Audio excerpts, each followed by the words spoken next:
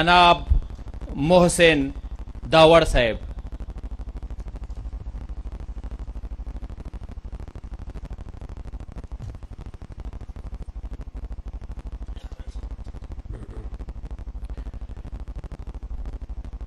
شروع کوم په نوم د لوی رب چې ډېر زیات بخونکی او مهربانه دی. دلته د ټولو نه مخکې خو د پښتونخوا ملي عوامي ګوند مشر او د هغې ټول تنظیم ډېره شکریه ادا کوو چې موږ ته بلنه راکړه د پښتنو په دې قامي جرګه کې. او حقیقت هم دا دی چې د ډېر وخت نه دې جرګې ته ضرورت هم و او د دې پښتون افغان وطن ستونزې چې کوم ځای ته رسېدلې دي نو په داسې صورتحال کې د دې ناستي ډېر زیات ضرورت و چې کینو په خپلو کې لکه مشر چې څنګه وایي چې عقل سره شریک کړو او د دې حالاتو نه د وتلو یو لار راوباسو. دا جرګه د ډاکټر حبیب الله خان په کلي کې زه ورته د دې اووه د هغې جرګې تسلسل وایم چې دلته خدای خدمتګار راغونډ شوي وو او د پښتنو چې کومه مسله ده د هغې حل یې ورته ښودلی و. د هغې نه پس ډېر مزل شوی دی، پاکستان جوړ شو او بیا د جوړېدو نه پس دا نن چې کوم حالاتو کې مونږ ولاړ یو، قوم ولاړ دی، نو د دې حالاتو مطابق د دې موجوده وخت د موروزی حالاتو مطابق د مسلو حل راوستل پکار دي. زه درې بنیادي مسلې چې په کوم باندې به دلته نن بحث کول غواړم. زما په خیال د ټولو نه مخکې خو هغه هڅه چې د پاکستان د جوړېدو نه پس دا 70 کاله مسلسل شوې ده، هغه هڅه او هغه کوشش د پاکستان د ریاست د واکدارانو هغه وه چې د افغانیت شناخت ته د ځمکې نه ورک کړي او هغې دپاره هر هغه حربه دی استعمال کړی ده، هر هغه کوشش دی کړی دی، هر هغه وسیله دی استعمال کړی ده کومه چې دی ته په لاس ورغلی ده. وخت په وخت بیا د بین الاقوامي قوتونو چې کوم ویسټډ انټرسټ و هغه هم دې سره یوځای شوي د هغې دپاره دی ټیکېداري هم کړې ده او خپل د دلته زمونږ د شناخت ورکولو چې کوم د هغې نیت و د پیله ورځې نه په هغې کې هم هغې خپل کردار ادا کړی دی. درې کیسې دي. یو خو هغه وسایل کم چې د پاکستان ریاست مونږ سره د پاکستان په آئین کې منلی دي چې په هغې باندې بحث وشي، کم حق چې د ما سره منلی دی چې په هغې باندې وشي، په 13 ترمیم کې منلی دی یا د آئین کې د هغې نه مخکې منلی دی چې په هغې باندې بحث وشي. دریم چې په دې باندې بحث وشي چې د مونږ دا موجوده آئیني ډانچه دا زما مسله حل کوي که نه حل کوي، په دې باندې بحث وشي. دریمه خبره هغه جنگ چې د 40 کالو نه زیات وشو او رنګونه بدلوي خو بنیادي طور ګټې به نورو خلکو ته هم رسوي. وخت په وخت پتې امریکې هم ګټه اخیستي، ټول مغرب به ته ګټه اخیستي، خو بنیادي طور دغه کار دلته د پاکستان ریاست پکې داسې کړی دی چې هغه زما د شناخت ورکولو کې چې دغه کم وس رسېدلو هغه کردار پکې دا ادا کړی دی. دا جنگ باید دا جرګه نن د دې اعلامیه چې کله جوړیږي زما به دا خواست ظاهرا په هغې کې به د ټولو ملګرو د سوړو مشرانو په هغې کې سی اخیستلی کېږي، خو چې یو خبره ښه په کلکه دا جرګه وکړي او د دې جرګې نه دا اعلامیه اکراس د پارټي لاینز چې څونه هم سیاسي ګوندونه راغلي دي، دلته مشران راغلي دي، قامي مشران راغلي دي، پروفیسران راغلي دي، وکیلان راغلي دي، زما د خویندې راغلي دي، یو فیصله وکړي چې مونږ په هیڅ صورت هم په لر بر افغان وطن کې جنگ هم نه منو او د ټوپک په زور که څوک هم خپل نظریات په د لرو بر افغان وطن ورتپل غواړي دا جرګه به دغې مخالفت کوي.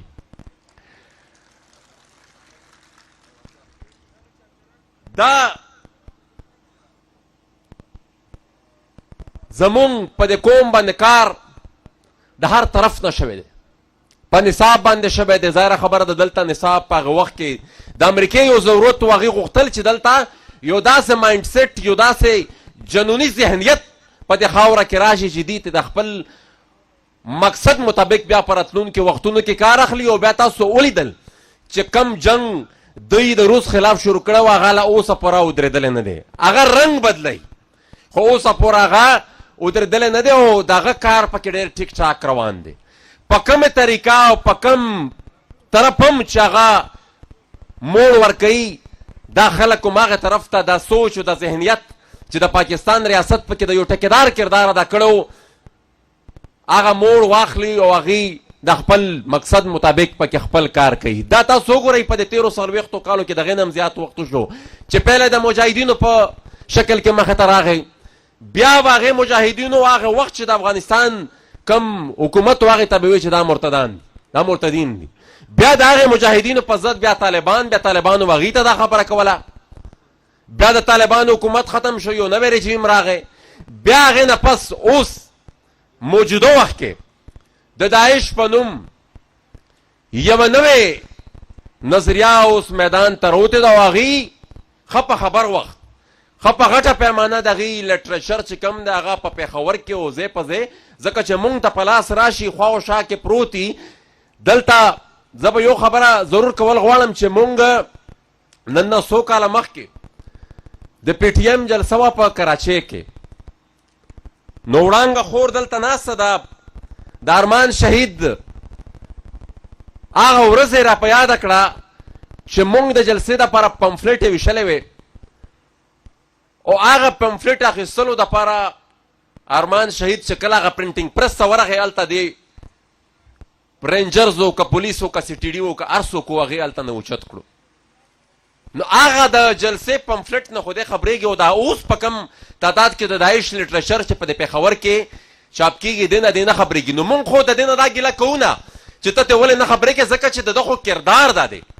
40 د پاته 40 کردار کاله دوم دکه کردار پاته شوی دی د ده نه په راتلونکي وخت کې به هم همدغه مونږ ته مساتو خو مونږ تاسو ته دا پکار ده چې په یو اواز د تشدد غندنه وکړو. د دې نه علاوه بله لار نشته، د دې نه علاوه بله لار نشته. که څوک دا سوچ لري چې مونږ به امارت اسلامي، ځکه دا خبره زه ځکه کول غواړم چې د مونږ د لرو بر افغان وطن امن شریک دی، داسې نشي کېدی چې هلته د امارت اسلامي حکومتي د ښځو په سبق هم پابندي، د هغې په روزګار هم پابندي، هلته ځوانان اوچتوي، هلته د تېر حکومت هر قسم ظلم چې کم د دې سوچ ورزي هغه کوي او دلته د دا سوال هم نه پیدا کېږي. او بیا که چا دا سوچي چې دا خلک دا به مونږ کنې په دې خبره باندې قانع کړو چې وروره تاسو د خپله نظریه بدله کړئ، دوی چې نظریه بدلوي نو په دې تېر شوي وخت کې چې د مجاهدینو سره کم عمل شوی همدغه کار به د دې سره هم کېږي. دلته دا پراکسي زمونږ په د معاشره کې زمونږ په د خطه کې خلکو ته دونه په اسانه دونه ډېر میلاویږي چې د دې پراکسیز اړو څه حساب نشته. کله به د طالب په نوم میلاویږي، کله به د داعش په نوم میلاویږي. نو د دې مخنیوي واحده لار دا ده چې پښتون افغان په حیثیت قوم د تشدد غندنه وکړي او دا خبره وکړي. هغه افراسیاب پټک صاحب همیشه کوي او مونږ ته دا یو خبره بیخي د خپل سوچ او فکر د خپل عقیدې حصه جوړه کړې ده چې افغانان باید دا فیصله وکړي چې د راتلونکي 1500 کاله به مونږ جنګ نه کوو. پس هغې نه زه خپل د بقا لاره مونتې شمه چې زه د خپلې خاورې دپاره د لرو بر افغان وطن دپاره چېرته ښه ورځ پیدا کړم. نو تشدد چې څوک هم کوي او څوک هم چې په زور هلته حکومتونه نیسي، څوک هم دلته اکثر خبره کېږي چې دا طالبانو د عمران خان هم دلته څارم چې د مشر تقریر ما اورېدلو هغه دا خبره وکړه چې عمران خان خلک راغوښتي وو چې په افغانستان کې او د افغانستان د امارات اسلامي په خلکو د منلو دپاره هغه خپلې هڅې کوي. مونږ دا ورته وایو چې پهله د امارات اسلامي په افغانانو خپل ځان تسلیم کړي، چې افغانان هم تسلیموي او که نه تسلیموي. د نورو دنیا نه خو بیا تر وروسته پته وکړه چې دا امریکا دې تسلیم کړي یا د برطانیې تسلیم کړي یا د یورپ تسلیم کړي. پهله تپوس د باید د افغانانو نه وشي چې هغې هم دا تسلیم کړي دي او که نه دي تسلیم کړي. نو چې څو پوره د تشدد سوچ ته یې ورک شوی، څو پوره دا په زور د حکومتونو نیول او نړول دا شی د دې بحیثیت کوم دلته نه یو کلاو پیغام نه ورغلی. زما په خیال دغه سرکل به هم دغه شانتې رواني. نو یو خو دا خبره چې دا پراجیکټ چې کوم دی دا د طالبانو پراجیکټ که د ټي ټي پي په نوم دی که په هر یو نوم باندې دی که د امارات اسلامي په نوم دی، دا بنیادي طور د افغانیت د شناخت د ورکولو پراجیکټ دی. دا بنیادي طور د افغانیت د شناخت ورکولو پراجیکټ دی او د دې پراجیکټ باید په یو اواز مخه ونیسو. قوم نه نیوله د هغه د وس مطابق چې سم کېږي د ژبې د ورکولو ولم دلته به هم دا دور دلته کیسې تقریبا ټولې وشو په هغې باندې. دویمه خبره اوس په دې راتلونکي دلته زمونږ په دې موجوده حالاتو کې دا اکثر دلته دا یو خبره کېږي چې دا دلته د ترهګرۍ خبر وشي نو وایي دا پاکستان اتنی قربانیه دي. پاکستان هېڅ قرباني نه ورکړې، پښتنو قرباني ورکړې ده. دا ډیټا وایي دا هر څه په ریکارډ پرته دي. دا د ساوت ایشیا ټوریزم پورټل ریپورټ تاسو چې راواخلئ د 20 کالو هغې ډیټا راغونډه کړې ده. په هغې کې 45,000 خو د هغې په ریکارډ دلته د دې پښتونخوا مشران ځوانان سیاسي ورکران په هغې کې شهیدان شوي دي.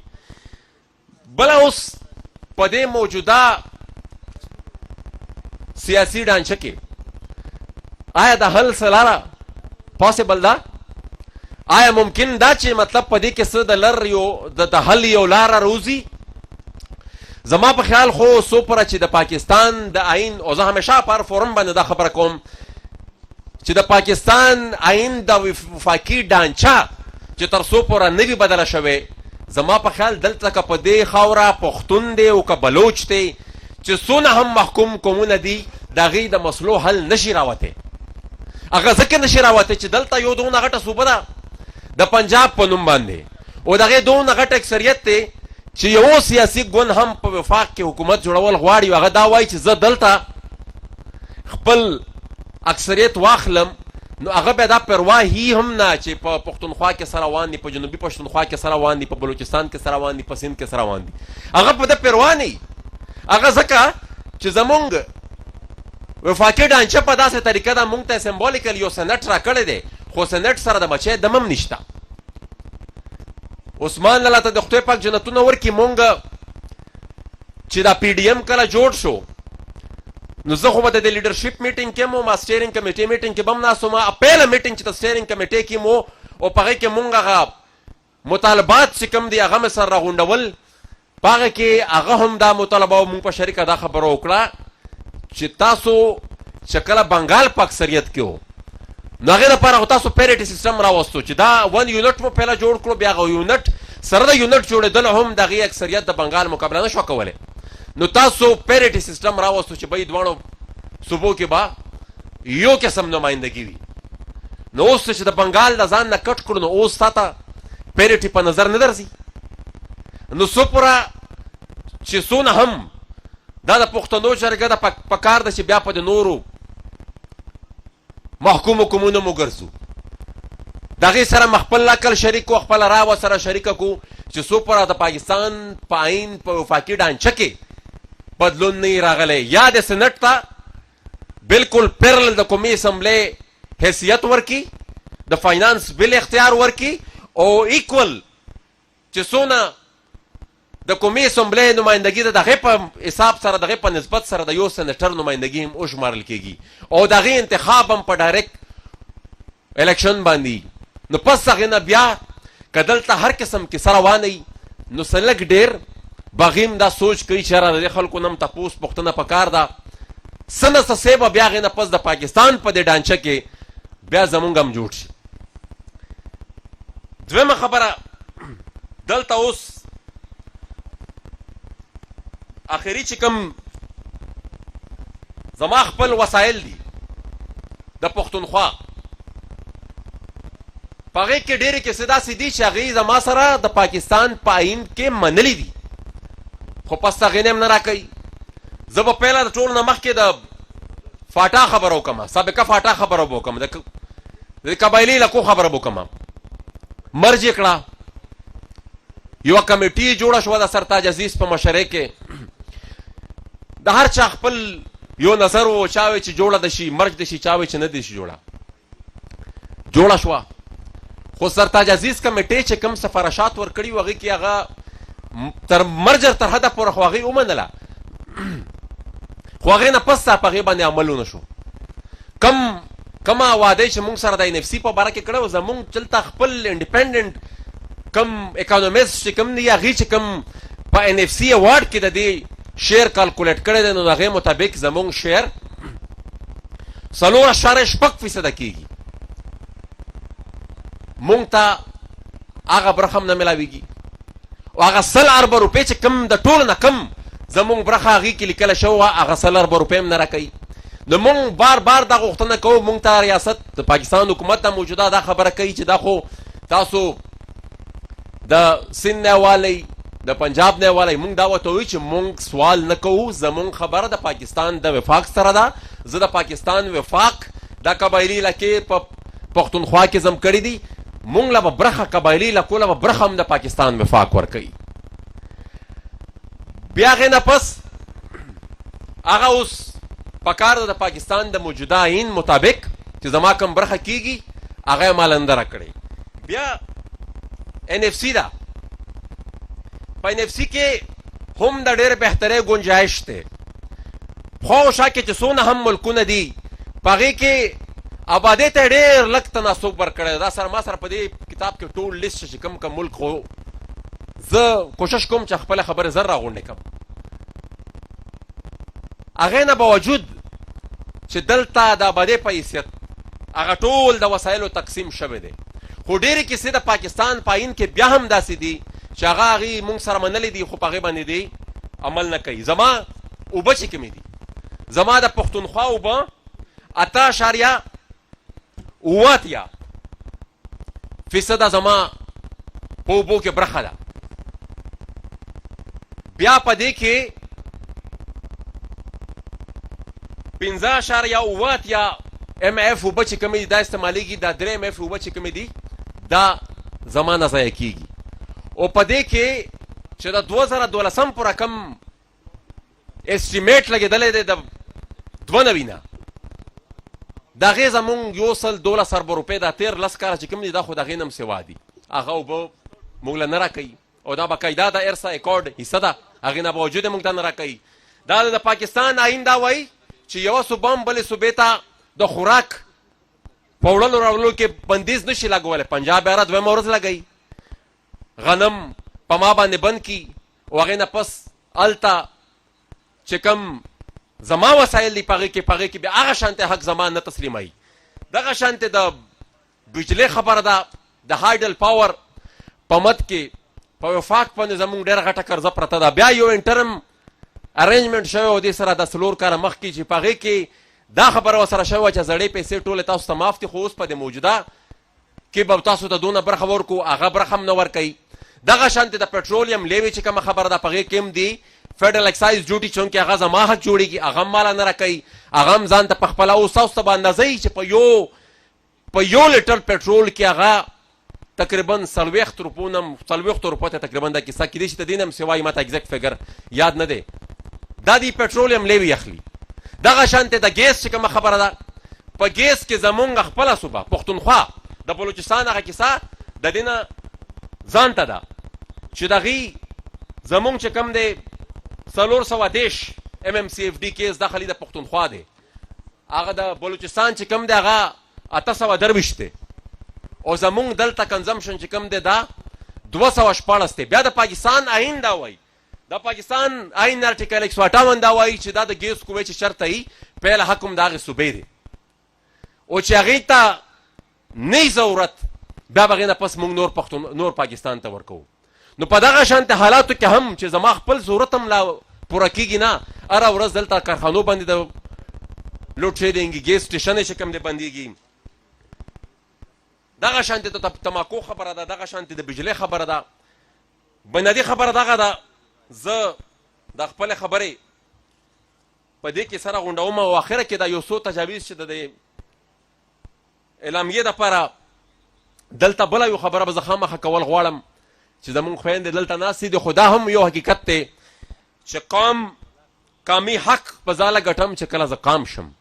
او چې څو پوره زما سره خپلې خویندې میندې نه یې راوتې وم په دغه شانتې په دې قومي تحریک کې برابر شریکې شوې نه یي، مونږ خپل قومي حق نشو ترلاسه کولی. دا اوس یو حقیقت دی. نو په دې باندې هم زما په خیال چې کوم خبره د مونږ د وسته په کار ده چې په هغې خو د نن ورځې نه کار شروع کړو. بعضې خبرې خو به مونږ ته د پاکستان ریاست نه راپرېږدي، بعضې حق خو به مونږ ته هغې نه راکوي، خو چې کم عمل زما په خپل لاس کې د باید په هغې باندې مونږ نن عمل شروع کړو. دلته د دې جرګې متعلق په زه دا ووایم چې که چېرې ممکن وي یو نماینده د هر طبقې فکر نه پکار ده چې واخیستل شي او د جرګې ته یو فارمل شکل د راتلونکي وخت لپاره چې وخت په وخت د دې بیا ناستې کېږي، او چې کوم مینیمم ایجنډا دلته جوړېږي چې په هغې کې زما تجویز دا دي چې کم از کم باقي نوره دلته هر سیاسي ګوند موجود دی، هر چا به خپل سیاست وي، هر سړی به ولس ته ځي که ووټ غواړي که هر څه غواړي په خپل سوچ په خپل منشور په خپله نظریه به غواړي. خو د بعضې کیسې داسې دي چې دا زموږ تاسو ټولو شریک دي. یو د خاورې امن چې څو پره مونږ په افغانستان کې تشدد نه یې غندلی، او چې کوم خلک تشدد کوي هغه خلک مو نه یې غندلی، دلته امن نشي راتلی. 100 ځله د پاکستان ریاست په TTP په یو شي په بل شي په یو ګروپ په بل ګروپ جرګیو کې، خو چې څو پوره هغه خلک نه کنټرول شوی دلته امن نشي راتلی. دویمه خبره، باید دا جرګه د دې تشدد غندنه وکړي. نور د آئین متعلق چې کومې کیسې وشو، د قومي حقونو متعلق چې کومې بنیادي خبرې دي، پکار ده چې په هغې باندې هم یو مشترکه اعلامیه جوړه شي، او په هغې باندې یو مشترکه سټرګل په راتلونکي وخت کې چې په هر رقم ای هغه بیا په هغې باندې مشترکه بیا سټرګل کېږي. یو آخري خبره د دې ون یونټ د دې پښتونخوا یونټ په دې هم ډیبیټ پکار دی چې څونه هم آپشنز وي چې د پښتونخوا د وحدت یا په راتلونکي وخت کې په کم ډول په کومه طریقه او په کومه فارموله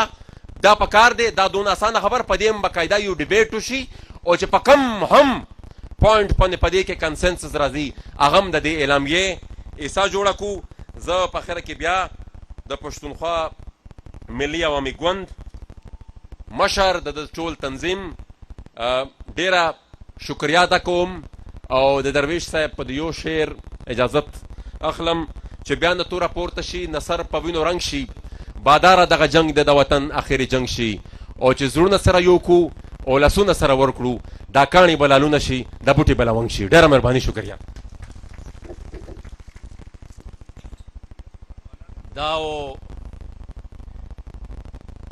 MNA محسن داوړ صاحب چې تاسو ورنه د پښتنو د ستونزو د حل دپاره ګټورې خبرې واورېدې. زه اوس خپلواک پښتونستان چیرمین عابد منیر خان او ډاکټر خان بابا ته زمونږ پښتون قومي جرګې ته په راتلو باندې ستړي مه شي. هر کله یې وایم هر کله راشو ستړي مه شوئ، په خیر راغلوئ. پوچا